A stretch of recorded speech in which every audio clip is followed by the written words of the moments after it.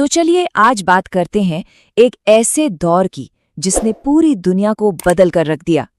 हम ये समझने की कोशिश करेंगे कि इटली में फासीवाद आखिर कैसे पनपा, कौन सी वो घटनाएं थीं जो उसे सत्ता तक ले आईं और वो कौन सा ढांचा था जिसने इसकी शक्ति को इतना मजबूत बना दिया। देखिए, जो भी जानकारी हम यहाँ देखने वाले हैं वो सब कुछ इसी दस्तावेज से ली गई है जो स्क्रीन पर दिख रहा है। ये उस जमाने का एक लेखा जोखा है जो हमें उस वक्त की घटनाओं पर एक बिल्कुल अलग नजरिया देता है। तो चलिए इसी दस्तावेज के जरिए कहानी को समझते हैं। ये सवाल आज भी बहुत अहम है। मतलब आखिर ऐसा होता कैसे है? कैसे कोई एक विचार, कोई एक आंदोलन इतनी तेजी से एक पूरे देश पर हावी हो जाता है?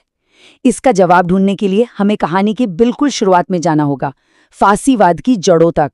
तो हमारी कहानी शुरू होती है 20वीं सदी की शुरुआत से। ये वो इटली था जो पहले विश्व युद्ध के बाद उथल-पुथल और बेचैनी के दौर से गुजर रहा था। और इसी माहौल में फासीवाद ने जन्म लिया। इसका जन्मस्थान था इटली, लेकिन इसकी गूंज पूरी दुनिया में सुनाई देने वाली थी।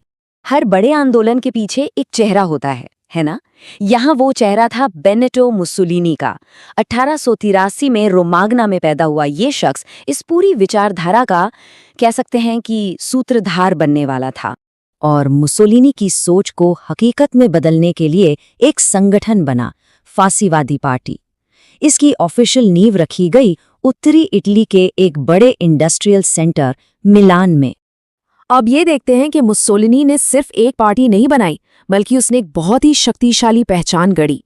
एक ऐसी पहचान जो एक टाइटल और कुछ खास सिंबल्स के जरिए लोगों के दिमाग में बस गई। मुसोलिनी को ड्यूस नाम से जाना जाने लगा।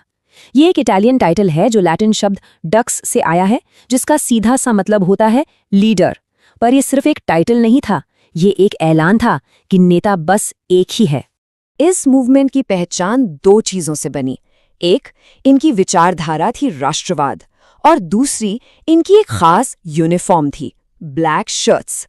इनके वॉलंटियर्स यही काली कमीजें पहना करते थे, और ये ब्लैक शर्ट्स देखते देखते ताकत और खौफ का प्रतीक बन गई। लेकिन सिर्फ नारों और प्रतीकों से तो सत्ता मिलती नहीं है। इसके लिए चाहिए एक मजबूत संगठन। तो आइए जरा उस मशीनरी को समझते हैं, उस ढांचे को देखते हैं जिसने फाशिज्म को सत्ता के शिखर तक पहुंचाया। सत्ता पर पकड़ बनाने के लिए मुसोलिनी ने एक बहुत चालाक कदम उठाया।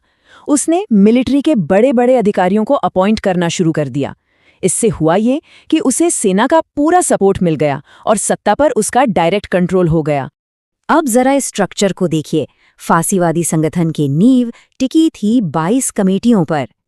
ये वो कमेटियां थीं जिन्हें मुसोलिनी ने खुद स्थापित किया था। इनके जरिए पार्टी ने समाज के हर पहलू पर जमीनी स्तर से अपनी पकड़ बना ली। इन 22 कमेटियों के ऊपर थी नेशनल काउंसिल ऑफ कॉर्पोरेशंस। इसमें 500 मेंबर थे, और इस विशाल काउंसिल का चेयरमैन कौन था? खुद मुसोलिनी। मतलब सारी आर्थिक शक्ति एक ही इंसान के हाथ में। और इस पूरे स्ट्रक्चर के टॉप पर थी ग्रैंड काउंसिल। इसमें सिर्फ 25 लोग थे।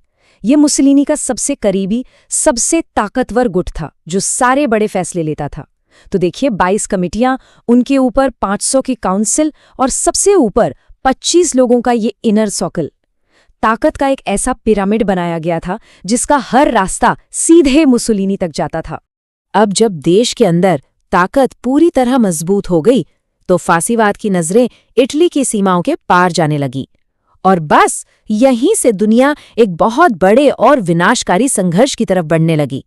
ये टाइमलाइन देखिए, सब कुछ कितनी तेजी से हुआ।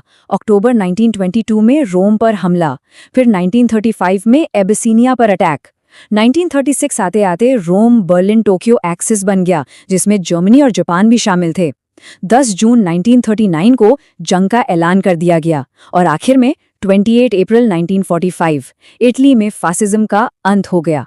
तो ये जो इतनी तेजी से एक इतने मजबूत स्ट्रक्चर के साथ सत्ता पर कब्जा हुआ, ये इतिहास के बारे में हमें क्या बताता है? ये एक गहरा सबक है जो हमें आज भी याद रखना चाहिए।